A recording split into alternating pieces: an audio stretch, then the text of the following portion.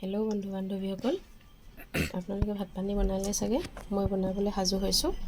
চাওক, অকণ আগতে মই দিছিলোঁ যে মই আজি সৰু মাছ লৈছোঁ। মই মাছখিনি পেটুখিনি পেলাইছোঁ, কিন্তু এই দীঘল দীঘলকৈ ৰাখিছোঁ, মানে এই ফিচ এডাল যে ছিগি পেলা নাই, এনেদৰে ৰাখিছোঁ। মই এনেদৰে খাই মই খুবেই ভাল পাওঁ। আৰু লগতে এইপিনে দেখিছে কি ৰেডি কৰিছোঁ। এইপিনে নাৰিকল এফাল আছিলে, নাৰিকল ফাল এনেদৰে কাটি লৈছোঁ। এতিয়া মই এইখিনি এনেদৰে সৰু সৰুকৈ টুকুৰা টুকুৰ কৰি ল'ম। আৰু এইপিনে পিঁয়াজ, এটা ডাঙৰ চাইজৰ পিঁয়াজ এটা লৈছোঁ।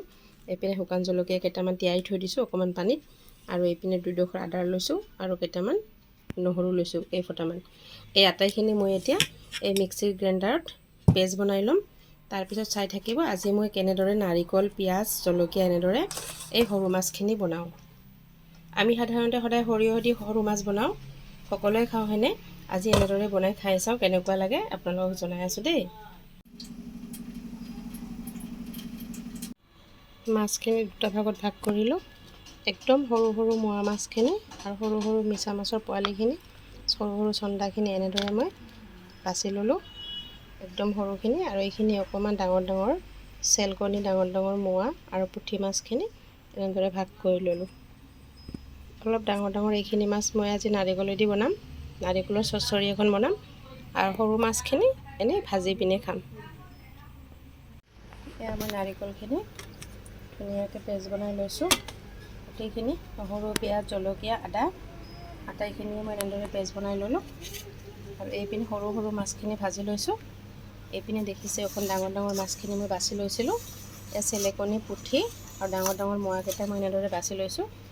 এইখিনি মই এতিয়া ধুনীয়াকৈ 1 ঘণ্টা 1.5 ঘণ্টামানৰ কাৰণে এনেদৰে ধুই পিনে টুকি থৈ দিছিলোঁ। পানী নাইকিয়া হৈছে, জৰ্জৰীয়া হৈছে। কিন্তু এইখিনি মই এতিয়া নাভাজোঁ, মানে ভাজি নলওঁ। এই সৰু মাছখিনি ভাজি লৈছোঁ এনে ভাজি খাবৰ কাৰণে। আৰু এইখিনি মই এনে ডাইৰেক্ট দিম। এতিয়া চাব কেনেদৰে বনাই আছোঁ। এয়া কেৰাহীখন মই সৰু মাছ ভাজা কেৰাহীতে দিছোঁ, ধুই নল'লোঁ। আৰু তাতে এতিয়া তেলখিনি গৰম হোৱাত মই এয়া পেষ্ট বনাই থোৱা নাৰিকলখিনি দি দিছোঁ। আটাইখিনি অকণমান লৰাই দিম।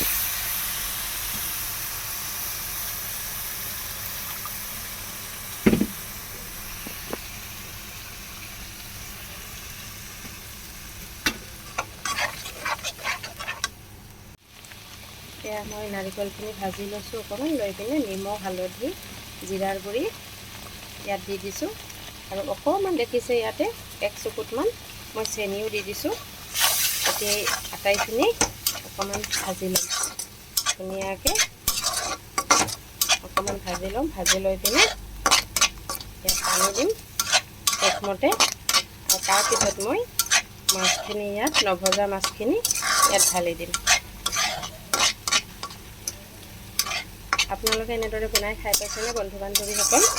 আৰু খাই পোৱা নাই যদি এদিন খাই চাবচোন, বহুত ধুনীয়া লাগে। অকণমান জিৰাৰ গুড়ি দিছোঁ, কিন্তু সৰিয়হ দিয়া নাই। আমি সাধাৰণতে সকলোৱে সৰু মাছ সৰিয়হৰে বনাওঁ। আজি অলপ ব্যতিক্ৰম। মই আজি নাৰিকল আৰু পিঁয়াজ পিচি এনেদৰে বনাই আছোঁ। চাওকচোন কিমান ধুনীয়া কালাৰটো হৈছে। আমাৰ সৰিয়হৰ তৰকাৰী যেনেকুৱা, তেনেদৰে ছেম টু ছেম একেই কালাৰ হৈছে। কিন্তু ইয়াত সৰিয়হ ব্যৱহাৰ কৰা নাই। আৰু মই এতিয়া মাছখিনি ধুনীয়াকৈ ইয়াত ঢালি দিছোঁ। অকণমান সময়ৰ বাবে উতলিবলৈ দিম, প্ৰায় 15 মিনিটমান অকণমান সময় উতলিবলৈ দিম। এনেদৰে ঢাকি দিয়া হৈছে। এয়া মোৰ তৰকাৰী হৈ গ'ল। কেনে হৈছে আপোনালোকে জনাবচোন।